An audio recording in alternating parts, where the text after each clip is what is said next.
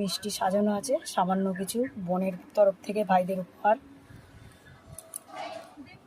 জল দেওয়া আছে, ও চন্দন, পঞ্চবদী, এটা শিশিরের যে শিশির আছে আর এই অমাবস্যার কালী আছে। এ দেখো শিশিরের জল, ধান দুব্বা সবই আছে এখানটায়। এই দেখো শঙ্খ, এই আয়োজন এখানে। দেখতে থাকো তোমরা। আমার ছোট বৌদি দেখো রান্না করছে, আজকে জোরদার রান্না বান্না চলছে। বাড়ি তো সবাই তো অনেক লোক ধরো, এই জন্য বড় কড়াই চাপানো হয়েছে।